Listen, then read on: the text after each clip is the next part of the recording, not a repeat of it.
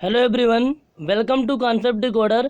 Concept decoder के इस video में हम प्रैक्टिस करेंगे फॉयल मैकेनिक्स के कुछ ऑब्जेक्टिव क्वेश्चन। इसके पहले के कुछ लेक्चर अपलोड हो चुके हैं। यदि आप उन लेक्चर को नहीं देखे हैं तो प्लेलिस्ट में जाकर के उन लेक्चर को भी देख सकते हैं। ये हमारा लेक्चर नंबर 7 होगा। तो शुरू करते हैं आज का वीडियो। इस वीडियो में हम प्रीवियस ईयर क्वेश्चन को करेंगे। जितने भी प्रीवियस ईयर क्वेश्चन पूछे गए हैं डिफरेंट एग्जाम में, और एक क्वेश्चन आने वाले अपकमिंग एग्जाम में भी आ सकते हैं। तो so guys, let's start the video. पहला क्वेश्चन है, if the specific gravity and wides in a foil sample R G and D. Specific gravity क्या है फॉयल सैंपल की? जी है। वाइड रेशियो स्मॉल ई है। Then the hydraulic gradient I is represented by. तो ये आप मान लीजिए आपके पास कोई फॉयल सैंपल है जिसकी स्पेसिफिक ग्रेविटी क्या है? कैपिटल जी है, वाइड रेशियो ई है और हाइड्रोलिक ग्रेडियंट आई है। तो हाइड्रोलिक ग्रेडियंट की वैल्यू क्या होगी, इसको हमें बताना है। तो हाइड्रोलिक ग्रेडियंट का जो कॉन्सेप्ट है वो आता है एक्चुअली में क्विकसैंड कंडीशन के केस में। क्विकसैंड कंडीशन के केस में हाइड्रोलिक ग्रेडियंट का कॉन्सेप्ट काम में आता है। तो हम देख लेते हैं क्विकसैंड कंडीशन क्या होती है। क्विकसैंड कंडीशन एक तरह की हाइड्रोलिक कंडीशन होती है। क्या होती है? एक तरह की हाइड्रोलिक कंडीशन होती है। क्विकसैंड एक किसी प्रकार का सैंड नहीं होता, यह एक हाइड्रोलिक कंडीशन होती है। और क्विकसैंड का जो दूसरा नाम होता है बॉइलिंग अप सैंड। क्या होता है? Boiling up sand.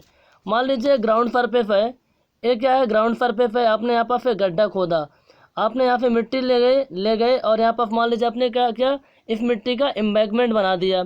यहाँ पर पानी भरा हुआ था, अब यहाँ पे सीपेज होगा। क्या होगा? सीपेज होगा। तो सीपेज अपवर्ड सीपेज यहाँ होगा। कौन सीपेज होगा? अपवर्ड सीपेज होगा। जब अपवर्ड सीपेज होता है तो क्या होता है? इफेक्टिव स्ट्रेस की वैल्यू क्या होती है? रिड्यूस होती है। जो हमारा सिग्मा डैश होता है, इफेक्टिव स्ट्रेस की वैल्यू क्या होती है? रिड्यूस होती है। तो मान लीजिए अपवर्ड सीपेज ऐसे जा रहा है, यहाँ पर आप देखिए ये अपवर्ड सीपेज है, कुछ अपवर्ड सीपेज हो रहा है तो इफेक्टिव स्ट्रेस की वैल्यू रिड्यूस होगी। लेकिन यहाँ पर आपकी जो फॉइल होगी, यहाँ फॉइल होगी, उसका कुछ ना कुछ बॉयंट वेट भी होगा ना, बॉयंट वेट भी होगा। तो मान लीजिए फॉइल सैंपल का जो बॉयंट वेट है, यहाँ पास जो फॉइल है इसका जो बॉयंट वेट है, और यहाँ पास जो सीपेज हो रहा है अपवर्ड सीपेज, इस अपवर्ड सीपेज की वैल्यू बॉयंट वेट से ज़्यादा हो जाती है, फिर इसके बराबर हो जाती है, तब क्या होता है? इफेक्टिव स्ट्रेस की वैल्यू क्या हो जाती है? जीरो हो जाती है। क्या हो जाती है? जीरो हो जाती है। तो आप बताओ मेरे को, शियर स्ट्रेंथ का फार्मूला क्या होता है? टाउ बराबर C plus sigma dash 10 phi. Tau क्या होता है? Shear strength. सी क्या होता है? कोहेजन। सिग्मा डैश क्या होता है? Effective stress. फाई क्या होता है? Angle of friction. तो यहाँ पास क्या होगा? इफेक्टिव स्ट्रेस जीरो हो जाएगा ना। कब हो जाएगा? जब बॉयंट वेट यानी सीपेज फोर्स ज़्यादा हो जाएगा बॉयंट वेट से, या फिर उसके बराबर हो जाएगा। तो केवल क्या बचेगा? कोहेजन। अब फैंड की बात करें तो फैंड हमारा कोहेजन लेस फॉइल होता है, तो कोहेजन इसमें जीरो ऑलरेडी होता है, तो उसकी शियर स्ट्रेंथ क्या हो जाती है? जीरो हो जाती है। तो जब क्वेश्चन आपको इस तरह ध्यान रखना है कि जब सीपेज फोर्स बॉयंट वेट से ज़्यादा है, उसके बराबर होता है, तो फैंड की शियर स्ट्रेंथ क्या हो जाती है? जीरो हो जाती है। क्योंकि भैया ये तो जीरो हो गया, इफेक्टिव स्ट्रेस तो जीरो हो गया, सी भी जीरो होता है, कोहेजन तो होता नहीं है। लेकिन क्ले के केस में जब क्विकसैंड कंडीशन अकर होती है तो ऐसा नहीं होता। मतलब क्ले के केस में जब हमारा सीपेज फोर्स ज़्यादा होता है बॉयंट वेट से, तो उसका शियर स्ट्रेंथ जीरो नहीं होती, उसकी शियर स्ट्रेंथ उसकी कोहेजन वैल्यू के बराबर हो जाती है। क्योंकि क्ले का कुछ ना कुछ क्या होता है? शियर स्ट्रेंथ तो कोहेजन तो होता है ना, तो उसकी शियर स्ट्रेंथ जीरो थोड़ी होगी। और इसी से एक फार्मूला निकल के आता है कि जब हमारा अपवर्ड सीपेज होता है तो अपवर्ड सीपेज में क्या होता है? वैल्यू इफेक्टिव स्ट्रेस की वैल्यू रिड्यूस होती है। तो आप इसको जब फॉलो करेंगे इस पूरे को, तो एक फार्मूला निकल के आएगा ICR, यानी क्रिटिकल हाइड्रोलिक ग्रेडियंट, या फिर हाइड्रोलिक ग्रेडियंट बराबर होता है स्पेसिफिक ग्रेविटी -1/1 प्लस ई, GF -1/1 प्लस ई होता है।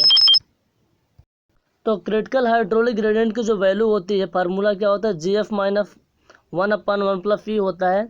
और एक फार्मूला इसको याद रखना, gamma submerged upon gamma W, मतलब submerged unit weight upon unit weight of water. तो क्रिटिकल हाइड्रोलिक ग्रेडियंट वो हाइड्रोलिक ग्रेडियंट होता है जब इफेक्टिव स्ट्रेस क्या हो जाता है? जीरो हो जाता है। तो क्विकसैंड कंडीशन अगर होती है और फैंड की जो स्ट्रेंथ होती है जीरो हो जाती है। तो यही फार्मूला था G -1/1 प्लस ई, है ना, GF -1/1 प्लस ई। आप GF लिखो चाहे G लिखो, वही चीज़ होता है, स्पेसिफिक ग्रेविटी दोनों है। इसका आंसर क्या हो जाएगा? Option number A. मैं आपको थोड़ा बैकग्राउंड इसलिए दे रहा हूँ ताकि आपको ये चीज़ें याद रहें। यदि आप इस तरह के नोट्स को आप लेना चाहते हैं तो आप हमें व्हाट्सअप कर सकते हैं। बहुत ही शानदार तरीके से हमारे द्वारा खुद से लिखा गया नोट्स है, जिसको मैंने बहुत ही डिटेल के अंदर हिंदी और इंग्लिश मिक्सचर करके लिखा है। आप इसको एक बार पढ़ेंगे तो वैसे भी आपकी समझ में आ जाएगा। क्वेश्चन ये है कि जो हमारी स्पेसिफिक ग्रेविटी होता है उसका डिटर्मिनेशन करने के लिए कौन सा मेथड होता है? मेनली यूज़ किया जाता है पिक्नोमीटर मेथड। कौन सा मेथड होता है? पिक्नोमीटर मेथड उपयोग में किया जाता है। और पिक्नोमीटर मेथड हमारा जो होता है कोर्स ग्रेन्ड फॉइल के लिए होता है। किसके लिए होता है? कोर्स ग्रेन्ड फॉइल के लिए होता है। इसका आंसर क्या हो जाएगा? Option number D. Which of the following statement is not correct with respect to specific gravity? Specific gravity के रिस्पेक्ट में कौन सा स्टेटमेंट करेक्ट नहीं है? हमें 4 स्टेटमेंट दिए गए हैं, इनमें से कौन सा स्टेटमेंट करेक्ट नहीं है हम देख लेते हैं। 50 ml density bottle is suitable for all type of file.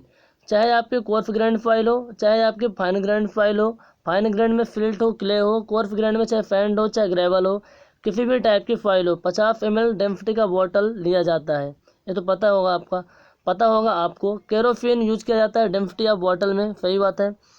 Pump ml flask is use only for fine, ये गलत है। Pycnometer is use only for course grand file, ये सही है। तो ऑप्शन नंबर सी गलत था, बाकी तीनों सही है। पिक्नोमीटर मेथड केवल कोर्स ग्रेन्ड फाइल के लिए इसलिए होता है क्योंकि फाइन ग्रेन्ड फाइल में बबल बहुत ज़्यादा बनते हैं और उन बबल को रिमूव कर पाना बहुत मुश्किल टास्क होता है। ऑप्शन नंबर सी गलत है, बाकी तीनों सही हैं। तो ऑप्शन नंबर सी इसका आंसर हो जाएगा। अगला क्वेश्चन देखो, the maximum void ratio of a file is 0.7 and the minimum is 0.35। मतलब हमारे पास फाइल सैंपल है जिसका मैक्सिमम वाइड रेशियो यानी ई मैक्स कितना है? 0.7 है और मिनिमम वाइड रेशियो 0.35 है। नेचुरल वाइड रेशियो 0.525 है। तो what will be the density index? Density index क्या होगा? डेंसिटी इंडेक्स क्या होगा? डेंसिटी इंडेक्स क्या होता है? आईडी, या फिर इसका दूसरा नाम क्या होता है? Relative density, DR. तो इसकी वैल्यू निकालनी है, आपको फार्मूला पता होना चाहिए। देखो, डेंसिटी इंडेक्स या फिर रिलेटिव डेंसिटी दोनों एक ही टर्म का नाम है। फार्मूला क्या होता है? E maximum minus E natural upon E maximum minus E minimum. तो आप बताओ मैक्सिमम कितना दिया है? मैक्सिमम वाइड रेशियो 0.7 है, मिनिमम वाइड रेशियो 0.35 है, नेचुरल है 0.525। आप वैल्यू पुट कर दो, वैल्यू पुट करके आप आंसर निकालो। 0.5 आएगा, कितना आएगा? 0.5। इसका आंसर क्या हो जाएगा? Option number B.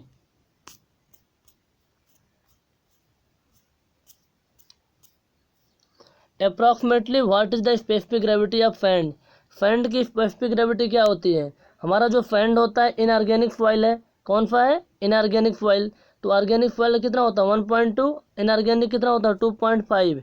जिसके रिस्पेक्ट में जो वैल्यू आएगी 2.6, इसका आंसर हो जाएगा ऑप्शन नंबर डी। यहाँ पास मैंने लिखा भी है कि इनऑर्गेनिक सॉइल क्या होता है? 2.65 होता है क्या स्पेसिफिक ग्रेविटी, और ऑर्गेनिक सॉइल कितना होता है? 1.2 होता है। इसलिए मैंने ऑप्शन में 2.6 को करेक्ट माना।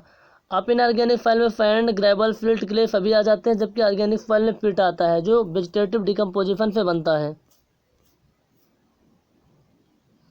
अगला क्वेश्चन है, a clay sample has a void ratio of 0.50। हमारे पास एक क्ले सैंपल है। क्ले क्या होती है? 2 माइक्रोन से जो छोटे पार्टिकल होते हैं ना, वाइड रेशियो कितना है उसमें? 0.50। और ड्राई स्टेट में जब हमारे सॉइल सैंपल यानी क्ले सैंपल पूरी तरह सूखी हुई है उस टाइम पे उसका वाइड रेशियो 0.50 है।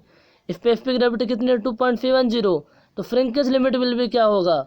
मतलब बहुत आसान क्वेश्चन है। देखो करना क्या एक्चुअली में कि हमारे पास क्ले का सैंपल था, वाइड रेशियो में दिया हुआ है, स्पेसिफिक ग्रेविटी भी दी हुई है। श्रिंकेज लिमिट यानी श्रिंकेज लिमिट में वाटर कंटेंट कितना होगा? सिंपल है, निकाल लो। यहाँ पर वाइड रेशियो दिया हुआ है, स्पेसिफिक ग्रेविटी दिया हुआ है, डिग्री ऑफ सैचुरेशन निकालना है। डिग्री ऑफ सैचुरेशन मतलब क्या? वाटर कंटेंट आपको निकालना है। फार्मूला तो पता होगा ना, क्या होता है? जी एफ इंटू डब्ल्यू बराबर ई एफ। जी एफ क्या होता है? स्पेसिफिक ग्रेविटी, डब्ल्यू होता है वाटर कंटेंट, ई होता है वाइड रेशियो, एफ होता है डिग्री ऑफ सैचुरेशन। तो जी एफ क्या है आपके पास? जी एफ कितना दिया हुआ है? 2.70 और वाइड रेशियो कितना दिया हुआ है? ई। तो वैल्यू आप यहाँ से निकाल लेंगे, वाटर कंटेंट कितना आ जाएगा? 18.5% इसकी वैल्यू आ जाएगी। ऑप्शन नंबर सी इसका आंसर हो जाएगा। बहुत ही आसान क्वेश्चन है, इन फार्मूलों को आप ध्यान में रखिए, सारे क्वेश्चन बहुत ही हो जाएंगे, बहुत ही अच्छे से हो जाएंगे। Dry density of a foil sample having bulk, dry density of a foil sample having bulk density इतना है, वाटर कंटेंट 12% है। ओके, बहुत आसान क्वेश्चन है यार। गामा टी आपको निकालना है ना, गामा टी आपको दिया हुआ है, गामा टी आपको निकालना है और वाटर कंटेंट आपको दिया हुआ है, निकाल लो क्या है इसमें। गामा टी बराबर क्या होता है, गामा टी अपन 1 plus water content. Dry unit weight बराबर क्या होता है, बल्क यूनिट वेट बटे 1 प्लस वाटर कंटेंट। तो बल्क यूनिट वेट कितना दिया है 2.24, वाटर कंटेंट कितना दिया है 12% यानी 0.12। तो 1 प्लस 0.12 कितना हो जाएगा 1.1 प्लस 1.12 1.12, 2 फिक जाएगा ना, तो 2 ग्राम पर सेंटीमीटर क्यूब इसका आंसर आ जाएगा। केवल आपको फार्मूला ध्यान में रखना है, वनली और वनली केवल कितना हो जाएगा 2 हो जाएगा, सॉरी 2 ग्राम पर सेंटीमीटर क्यूब हो जाएगा, परसेंटेज में नहीं होगा, ग्राम पर सेंटीमीटर क्यूब में होगा, क्योंकि इसमें बल्क यूनिट वेट की बात की गई है। ठीक है, पढ़ लो। A sample of saturated clay has a porosity of 0.5 to the wide ratio of the clay। देखो हमारे पास सैचुरेटेड क्ले है जिसका पोरोसिटी निकालना है, पोरोसिटी हमें दिया हुआ है, पोरोसिटी क्या होता है n होता है ना, आपको वाइड रेशियो निकालना है। क्या निकालना है, वाइड रेशियो। इसका रिलेशन पता होगा ना आपको क्या होता है, देखो इसके बारे में थोड़ा देख लो। पोरोसिटी क्या होता है, volume of wide upon total volume, और जबकि वाइड रेशियो क्या होता है, volume of wide upon volume of solid. इसका रिलेशन क्या होता है, पोरोसिटी बराबर क्या होता है ई अपॉन 1 प्लस ई, एन क्या होता है पोरोसिटी, ई होता है वाइड रेशियो। आप इसको क्या करो, आप 1 प्लस ई को इधर ले जाओ तो क्या हो जाएगा एन इंटू 1 प्लस ई बराबर ई हो जाएगा। एन इसका एन का अंदर गुणा कर दो ब्रैकेट के, एन आ जाएगा और एन ई आ जाएगा बराबर ई। एन ई को आप ले जाओ इस साइड में तो ई माइनस एन ई हो जाएगा, इन दोनों से ई कॉमन कर लो तो 1 माइनस एन आ जाएगा। तो ई की वैल्यू क्या आ जाएगी एन माइनस 1 माइनस एन, ई बराबर एन बट्टे 1 माइनस एन। तो एन कितना था आपके पास, पोरोसिटी कितनी थी क्वेश्चन में दिया ना क्ले सैंपल का, जो सैचुरेटेड क्ले सैंपल है उसका पोरोसिटी कितना है 0.562। आप इसको निकाल लो,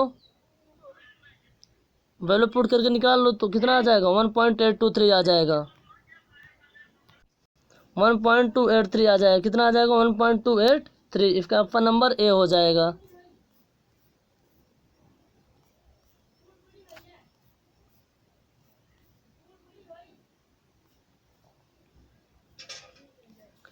स्पेसिफिक ग्रेविटी के बारे में कुछ नोट लिखा है, आप देख लो।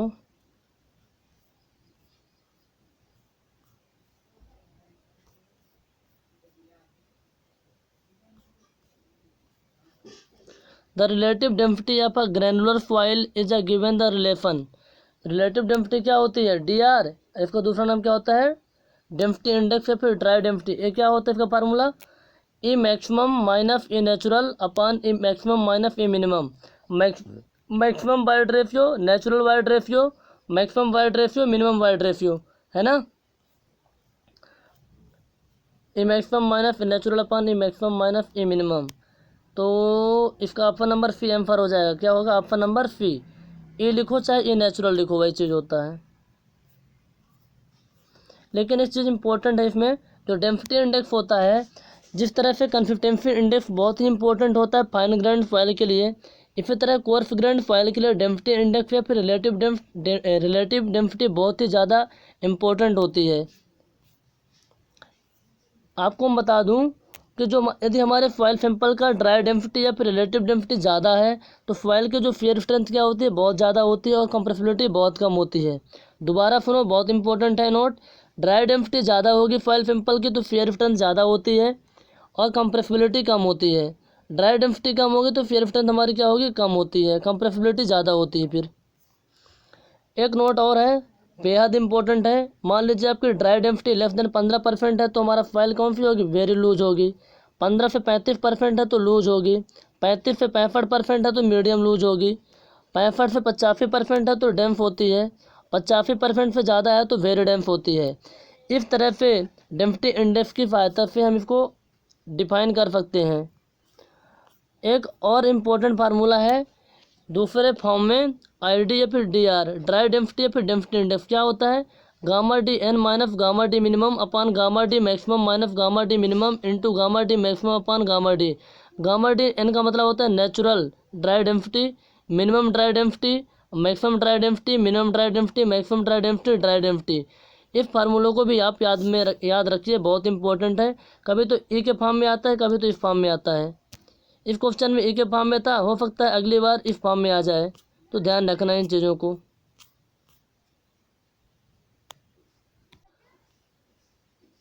अगला क्वेश्चन है the gas formed by the reaction of calcium carbide with water. Water का जब कैल्शियम कार्बाइड यानी FeF2 जब वाटर से मिलता है तो कौन सी गैस प्रोड्यूस होती है। भैया इसको हम क्यों मिलाते हैं, देखो एक कैल्शियम कार्बाइड मेथड होती है वाटर कंटेंट डिटर्मिनेशन का। वाटर कंटेंट निकालने के लिए एक लेबोरेटरी मेथड होती है कैल्शियम कार्बाइड मेथड, जिसमें हम क्या करते हैं, एक हमारे पास कंटेनर होता है, उस कंटेनर में क्या होता है, सॉइल सैंपल होता है, उसमें कुछ पानी रहता है सॉइल सैंपल में। मतलब पानी क्या रहता है, पानी तुम्हें निकालना है कि भैया सॉइल सैंपल में कितना वाटर प्रेजेंट है, उसमें हम क्या डाल देते हैं, कैल्शियम कार्बाइड डाल देते हैं। तो एक गैस प्रोड्यूस होती है जिसे बोलते हैं C2H2, एसिटिलीन गैस प्रोड्यूस होती है। कौन सी गैस होती है, एसिटिलीन गैस प्रोड्यूस होती है, ध्यान में रखना।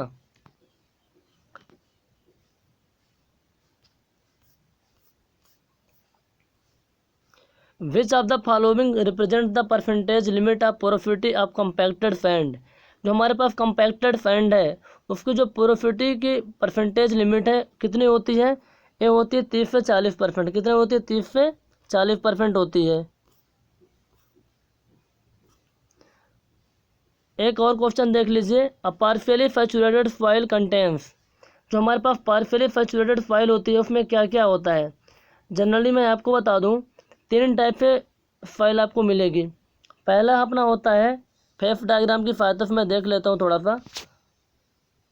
पहला अपना होता है पार्शियली सैचुरेटेड या फिर सेमी सैचुरेटेड या फिर अनसैचुरेटेड, ये तीनों एक ही नाम है। इसमें एयर वाटर और सॉलिड तीनों होते हैं, एयर वाटर सॉलिड। तो पार्शियली सैचुरेटेड सॉइल सैंपल की बात की गई है, मतलब सॉलिड भी होगा, एयर भी होगा, वाटर। ऑप्शन नंबर डी इसका आंसर हो जाएगा।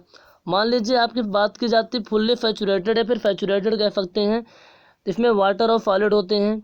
मान लीजिए ड्राई सॉइल की बात की जाएगी तो सॉलिड और एयर केवल होते हैं। The water content of a highly organic soil is determined in the over at a temperature of. हमारे पास ऑर्गेनिक सॉइल है, हाईली ऑर्गेनिक सॉइल है, मतलब पिट जैसी कोई सॉइल है, यानी वेजिटेटिव मैटर के डिकम्पोजिशन पर जो सॉइल बनती है उसे क्या कहते हैं, ऑर्गेनिक सॉइल। वेजिटेटिव मैटर क्या है, पेड़ पौधों के जो सड़ने गलने से जो सॉइल बनती है ना, ऑर्गेनिक सॉइल। और उसमें वाटर कंटेंट पता करना है तो टेम्परेचर कितना रखते हैं, उसका टेम्परेचर रखते हैं 5 डिग्री सेल्सियस। कितना रखते हैं, 5 डिग्री सेल्सियस, ठीक है। अब देखो इनऑर्गेनिक सॉइल के लिए 105 से 110 डिग्री होता है, ऑर्गेनिक सॉइल के लिए कितना होता है, 5 डिग्री सेल्सियस होता है। इनऑर्गेनिक सॉइल का स्पेसिफिक लेवल 2.65 होता है, ऑर्गेनिक का 1.2 होता है। मान लीजिए हम इनऑर्गेनिक सॉइल का 110 से ज़्यादा रखते हैं तो हमारा स्ट्रक्चरल वाटर रिमूव हो जाता है, जो कि वाटर का पार्ट नहीं होता। मान लीजिए हमारे पास इनऑर्गेनिक सॉइल है, उसमें जिप्सम ऐड है, उस केस में हम 80 डिग्री सेल्सियस टेम्परेचर रखते हैं जब वाटर कंटेंट डिटरमाइन करते हैं तब। तो गाइज आज के वीडियो में बस इतना ही। नेक्स्ट वीडियो में इसके अगले क्वेश्चन हम प्रैक्टिस करेंगे। तो आपको वीडियो कैसा लगा आप कमेंट करके बताइए। यदि आपको वीडियो अच्छा लगा हो तो अपने फ्रेंड के साथ वीडियो को शेयर कीजिए, ताकि हम इससे मोटिवेट हो करके कि भैया लोग ज़्यादा से ज़्यादा वीडियो देख रहे हैं तो हमें वीडियो बनाने चाहिए, तो हम आपकी हेल्प करेंगे। यदि आप इस लेक्चर की PDF डाउनलोड करना चाहते हैं तो डिस्क्रिप्शन में दिए गए व्हाट्सअप नंबर पर आप व्हाट्सअप कर सकते हैं, जहाँ आपको PDF प्रोवाइड करा दी जाएगी। यदि आप फाइल मैकेनिक्स के नोट्स को भी लेना चाहते हैं तो आप दिए गए डिस्क्रिप्शन में दिए गए व्हाट्सअप नंबर पे आप व्हाट्सअप कर सकते हैं, जहां आपको नोट्स भी मिल जाएगा, आपकी पूरी हेल्प हो जाएगी। Thank you.